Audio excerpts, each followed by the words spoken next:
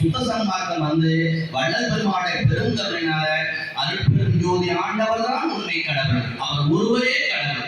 அந்த உண்மை கடவுளை வழிபடக்கூடிய அந்த மார்க்கம் சுத்த சன்மார்க்கம். இந்த சுத்த சன்மார்க்கத்தில் கடவுள் வழிபாடு என்பது என்னன்னு கேட்டீங்கன்னா, நாம சமய காலத்துல ஒவ்வொரு ஆலயமாக சென்று அந்த ஆலயத்தில் இருக்கக்கூடிய கடவுளை முருகராகவோ இல்லது விநாயகராகவோ அல்லது சிவனாகவோ இல்ல பெருமாளாகவோ எவ்வண்ணம் கருகில் நம்ம எப்படியெல்லாம் அறிந்தோமோ கருதியோமோ துதித்தோமோ அவ்வண்ணமெல்லாம் அந்த இறைவனை வழிபட்டது சமய காலத்துல.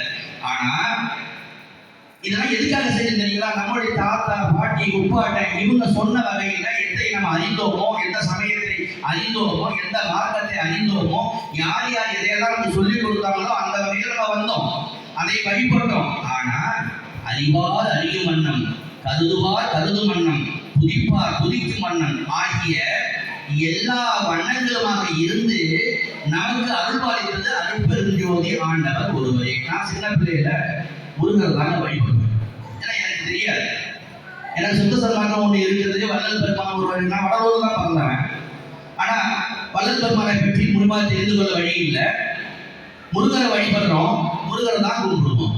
என்னுடைய அறியாமையினால என் தாத்தா பூட்டன் பூட்டி பாட்டன் பாட்டி என் அப்பா என் தந்தை இவர்களெல்லாம் எந்த தெய்வத்தை காமிச்சாங்களோ அந்த தெய்வம் தான் உண்மையான கடவுள்னு வழிபட்டு வந்தாங்க.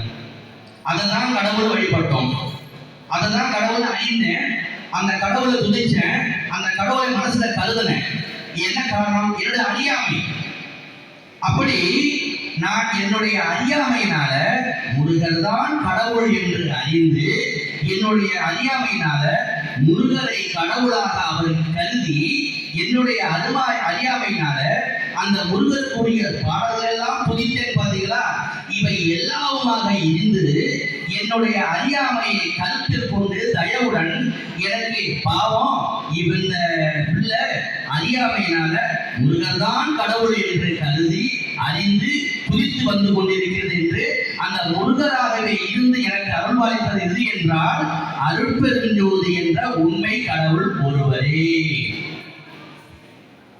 என்னுடைய அறியாமையை கருத்தில் கொண்டு நான் இதுதான் கடவுள் என்று நான் துதித்த காலத்திலே என்னுடைய அறியாமையின் பொருட்டு அந்த கடவுளாகவே இருந்து எனக்கு அருள்பாலித்தது அருட்பெரும் ஜோதி ஆண்டவர் ஒருவரே. இதற்காக வள்ளல் பெருமான் அறிவார் அறியும் மன்னம், கருதுவார் கருதும் மன்னம், துதிப்பார் துதிக்கும் மன்னம் ஆகிய எல்லா வண்ணங்களுமாக இருந்து அருள்பாலித்தது அருட்பெரும் ஜோதி ஆண்டவர் ஒருவரே.